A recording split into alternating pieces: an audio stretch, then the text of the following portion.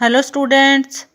तो आज है हमारा वीडियो नंबर 10 जो कि कॉमर्स और आर्ट्स स्टूडेंट्स दोनों के लिए है। तो बच्चों, हम लोगों ने हमारे जो नेशनल इनकम को मेज़र करने के 3 मेथड है, उनमें से पहला मेथड जो वैल्यू एडिड मेथड है वो हम लोगों ने इजीली कर लिया था। आज हमारा second method income method to measure national income है। तो ये मेथड करने से पहले हम लोगों देखो इसमें क्या होता है कि हम लोगों के पास इनकम कहाँ कहाँ से आती है, इनकम का जो सोर्सेज है वो कौन कौन से हैं। तो उसके बिहाफ पर हम लोगों को क्वेश्चन जो न्यूमेरिकल बनते हैं वो बनते हैं। तो ये मेथड बिल्कुल इजी है, पहले वाले मेथड से भी इजी है। इसमें हम लोग क्या एडिशन करेंगे कि हम लोगों के पास जो न्यूमेरिकल है जो इजीली सोल्व आउट हो जाए। तो सबसे पहले अगर आप लोगों को जो डाटा गिवन है उसके ऊपर जो न्यूमेरिकल पोर्शन आएगा मेंशन होगा कि find the national income by income method. अगर नहीं है मेंशन पर जो नीचे डाटा जो गिवन है उसके बिहाफ पर आपको इजीली पता भी चल जाएगा कि इसमें कौन सा मेथड जो नेशनल इनकम को मेज़र करने का लगेगा। तो फर्स्ट ऑफ ऑल जो इनकम मेथड है उसके लिए आप लोग यहाँ से देखना स्टार्ट कीजिए कि मतलब जो नेशनल इनकम है उसके लिए जो मेन इंपॉर्टेंट टर्म है वो कौन कौन सी है, इसमें जो यूज़ होती है।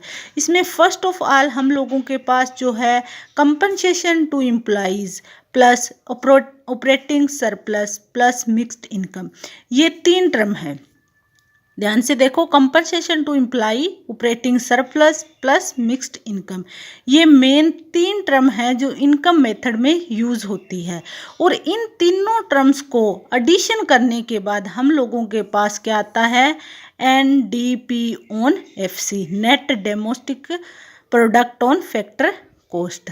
ठीक है, तो इनकम मेथड में हम लोगों को जो टर्म या डाटा गिवन होता है उनका एडिशन करने के बाद हम लोगों के पास हमेशा क्या बनता है, net domestic product on factor cost, या इसे क्या बोला जाता है, डोमेस्टिक इनकम भी बोला जा सकता है। ओके, तो अभी हम लोग देखते हैं जो कंपनसेशन टू एम्प्लॉय है, या तो हम लोगों को डायरेक्ट ये लिखा होगा या इसके आगे कुछ एक डाटा और भी होते हैं, वो हम लोगों के क्या क्या यूज होते हैं टर्म। देखो, कंपनसेशन टू एम्प्लॉय डायरेक्ट लिखा आ सकता है, ऑपरेटिंग सरप्लस डायरेक्ट लिखा है, मिक्स्ड इनकम डायरेक्ट लिखा है। तो हम लोग इन तीनों का एडिशन करेंगे और हम लोगों के पास क्या आ जाएगा, NDP on FC।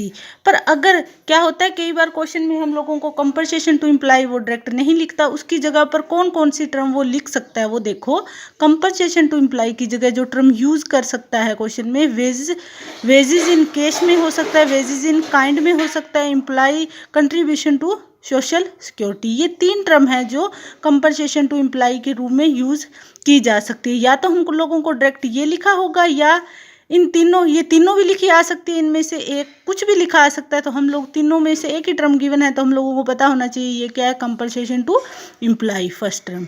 Second term जो हमारे पास है ऑपरेटिंग सरप्लस, उसमें क्या क्या एड डाउन होता है। देखो, इसमें रेंट भी आता है, रॉयल्टी भी आती है, इंटरेस्ट भी आता है और प्रॉफिट भी आता है। ये जो 3 टर्म हैं, सेकंड, थर्ड और फोर्थ मैंने लिखा है यहाँ से, ये तीनों इसके अंदर ही आते हैं। ठीक है, और जो प्रॉफिट है उसके भी आगे पार्ट होते हैं, जैसे कि कोऑपरेटिव टैक्स, डिविडेंड एंड रेनिटेटेड। ठीक है, ओके, तो इन सब टर्म ये किसके इक्वल है, ये सब ऑपरेटिंग सरप्लस में आते हैं। या तो डायरेक्ट ऑपरेटिंग सरप्लस लिखा है, अगर ये नहीं लिखा तो इनमें से कुछ भी आप लोगों को लिखा हुआ है मिल जाए, ये जो सब वर्ड लिखे हैं तो आप लोगों को पता होना चाहिए ये किस में आएगा, ऑपरेटिंग सरप्लस में। और जो थर्ड टर्म है हमारी मिक्स्ड इनकम, ये हमेशा हम लोगों को मिक्स्ड इनकम की फॉर्मेट में लिखी मिलेगी। तो इन तीनों टर्म को हम लोग एडिशन करेंगे तो हम लोगों के पास क्या आएगा, NDP ऑन FC। उसके बाद नेशनल इनकम पे जाना है, तो हम लोगों ने पहले ही डिस्कशन किया है भी किस तरह से हम लोग नेशनल इनकम पर जाएंगे। यहाँ से क्या है, नेट हम लोगों को दिया है, डोमेस्टिक ओनली चेंज है, तो डोमेस्टिक से हमें नेशनल पर जाना है तो हम INFA ऐड कर देंगे इसमें, और हमारे पास क्या है, आंसर जो है हमारा आ जाएगा। ओके, तो आई होप आप सबको ये समझ आया होगा भी इनकम मेथड में ओनली 3 टर्म होती है, इनका एडिशन करने के बाद हम लोगों के पास NDP ऑन FC बनता है। और जो तीनों टर्म हैं इनके आगे जो सब टर्म होती है, जो वर्ड यूज़ किए जा सकते हैं वो कौन कौन से, वो भी आप लोगों को समझ आए होंगे। तो अभी हम लोग इसकी एक एग्जाम्पल देखते हैं ताकि आपको अच्छे से ये जो टॉपिक है क्लियर हो जाए।